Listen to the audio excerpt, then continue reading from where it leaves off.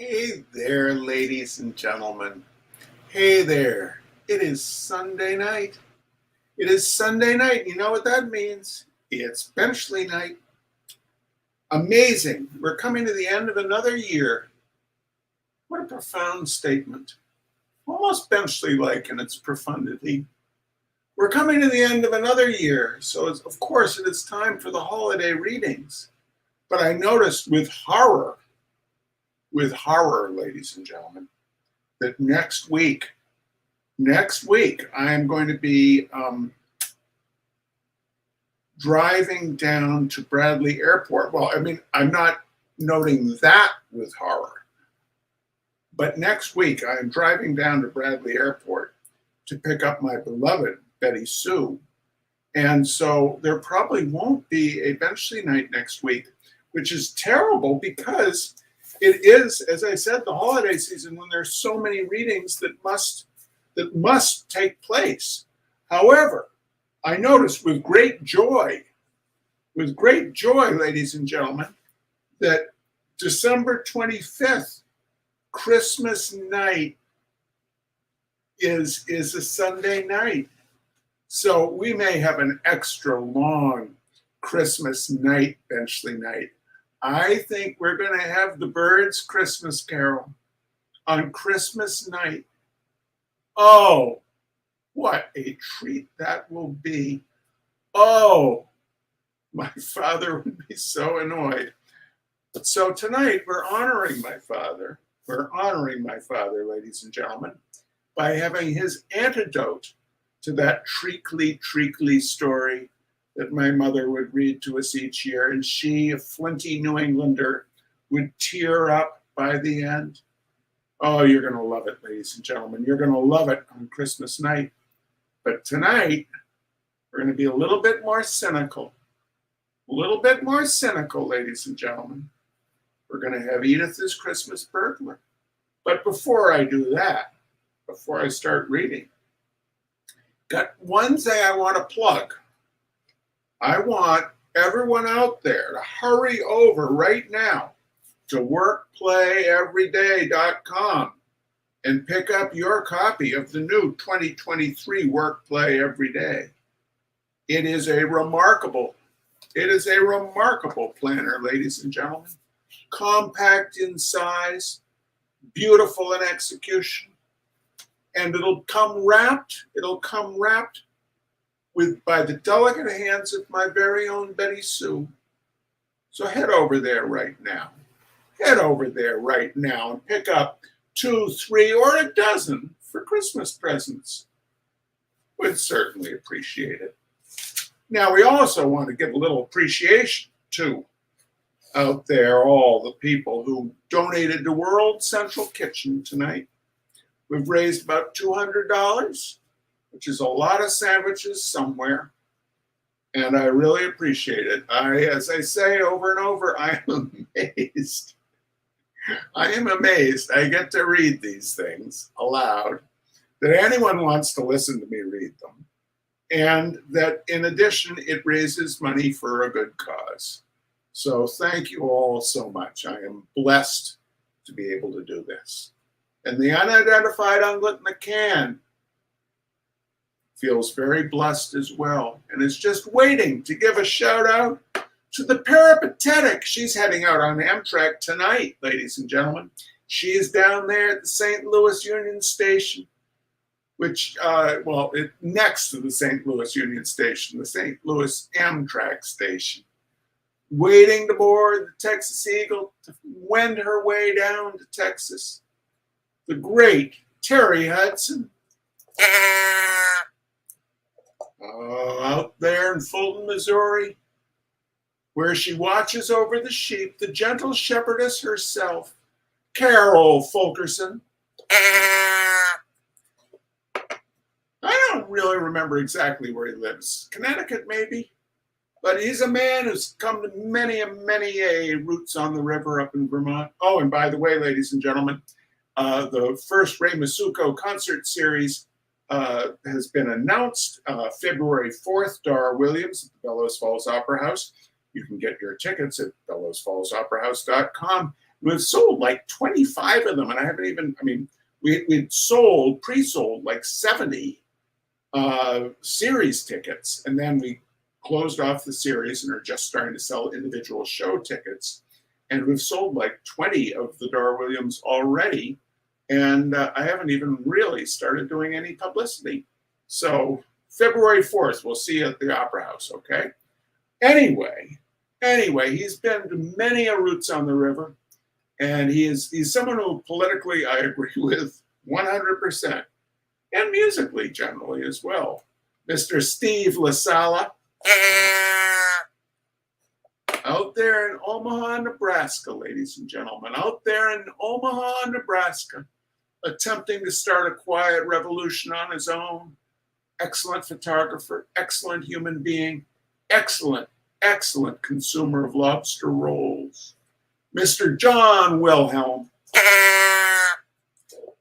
And lastly, out in Pittsburgh, Pennsylvania, no, he didn't skedaddle back to New Jersey like Muhammad Oz. No, he stayed in Pennsylvania. He stayed in Pennsylvania with his preternaturally sleepy little dog, Ginger, and his excellent wife, Elise. My very, very, very tall cousin. My tallest tall.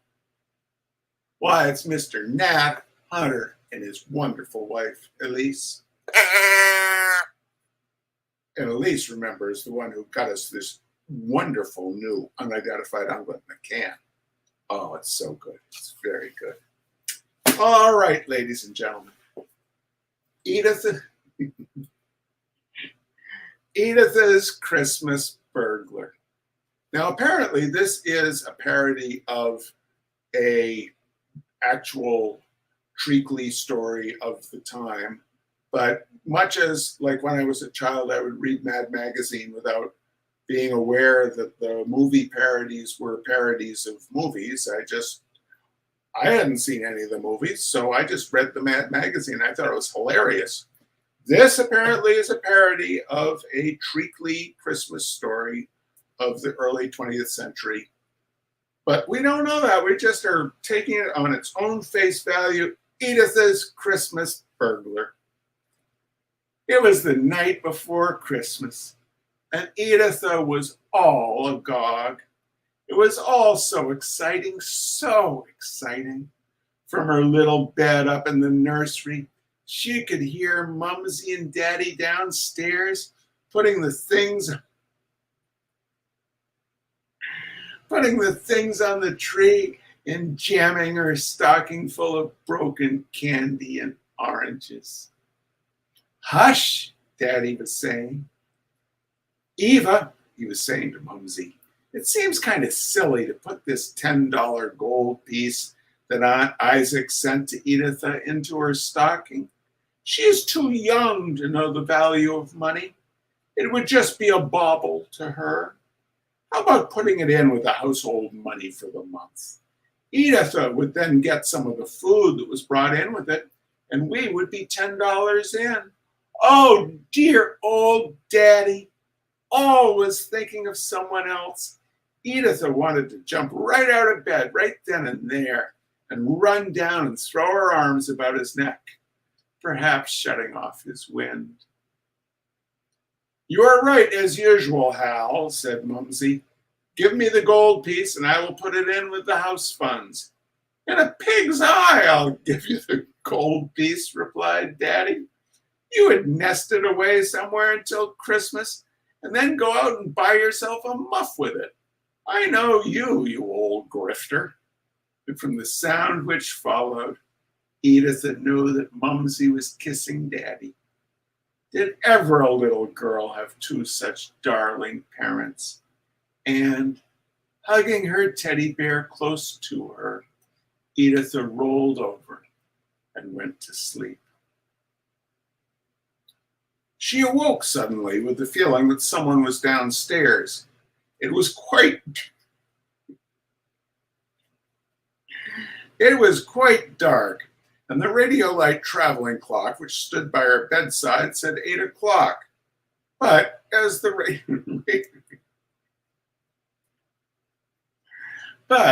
As the Radiolite traveling clock had not been running since Easter, she knew that that could not be the right time. She knew that it must be somewhere between 3 and 4 in the morning, however, because the blanket had slipped off her bed. And the blanket always slipped off her bed between 3 and 4 in the morning. And now to take up the question of who it was downstairs. At first, she thought it might be Daddy. Often,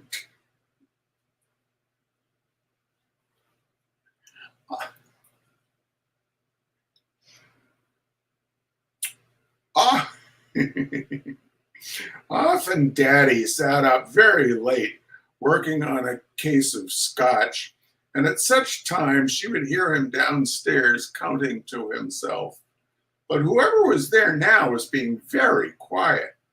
It was only when he jammed against the china cabinet or joggled the dinner gong that she could tell that anyone was there at all. It was evidently a stranger.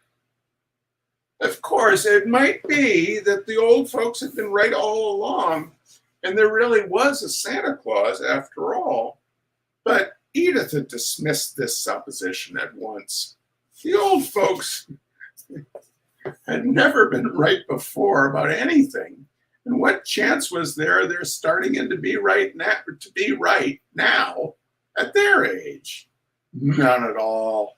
It couldn't be Santa, that jolly old soul. Well, it must be a burglar then. Why, to be sure, burglars always came around on Christmas Eve, and little yellow-haired girls always get up and go down in their nighties, and they convert them. Of course, how silly of Editha not to have thought of that before. With a bound, the child was out on the cold floor, and with another bound, she was right back in bed again. It was too darn cold to be fooling around without slippers on. Reaching down by the bedside, she pulled out her little fur foot pieces, which Cousin Mabel left behind by mistake the last time she visited Editha, and she drew them onto her tiny feet. Then out she got and started to tiptoe for the stairway. She did hope that he would be a good-looking burglar and easily converted, because it was pretty gosh darn cold even with the slippers on, and she did wish to save time. As she reached the head of the stairs, she could look down into the living room, where the shadow of the tree stood out black against the gray light outside. In the doorway leading into the dining room stood a man's figure, silhouetted against the glare of an old-fashioned burglar's lantern, which was on the floor. He was rattling silverware. Very quietly, Editha descended the stairs until she stood quite close to him. "Hello, Mr. Man," she said. The burglar looked up quickly and reached for his gun. "Who the hell do you think you are?" he asked. "I's Editha," replied the little girl in the sweetest voice she could summon, which was not particularly sweet at that, as Editha hadn't a very pretty voice. "You's Editha, is yous?" replied the burglar. "Well, come on down here. Grandpa wants to speak to you." "Yous is not my grandpa," said the tot, getting her baby and her tough talk slightly mixed up. "Yous is a great, big, bad burglar." "All right, kiddo," replied the man, "have it your own way. But come on down. I want to show you how you can make smoke come out of your eyes. It's a Christmas game." "This guy is as good as converted already," thought Editha to herself. "Right away, he starts wanting to teach me games. Next, he'll be telling me I remind him of his little girl at home." So, with a light heart, she came the rest of the way downstairs, and she stood facing the burly stranger. "Sit down, Editha," he said, and gave her a hearty push, which sent her down heavily on the floor. "And stay there, or I'll mash you one on that baby nose of yours." This was not in the schedule, as Edith had read it in the books, but it doubtless was this particular burglar's way of having a little fun. Oh, he did have nice eyes, too. "That's naughty to do," she said scoldingly. "Yeah?" said the burglar, and sent her spinning against the wall. "I guess you need attention, kid. You can't be trusted." Whereupon he slapped the little girl. Then he took up a piece of rope out of his bag and tied her up good and tight, and with a nice bright bandana handkerchief around her mouth. And he trussed her up there on the chandelier. "Now hang there," he said, "and make believe you're a Christmas present. And if you open your yap, I'll set fire to you." Then, filling his bag with the silverware and Daddy's imitation sherry, Edith's burglar tiptoed out the door. As he left, he turned and he smiled. "A Merry Christmas to all, and to all a good night," he whispered, and he was gone. And when Mumsy and Daddy came down in the morning, there was Editha, up on the chandelier, sore as a crab. So they took her down and spanked her for getting out of bed without permission. All right, ladies and gentlemen, all right. That little bit of early 20th century cynicism of Robert Benchley constitutes Benchley Night as we approach the holidays. Thank you so much for joining us. Thank you for contributing to World Central Kitchen. And you take good care. And we'll see you Christmas night for the Birds Christmas Carol. Take care. Bye-bye.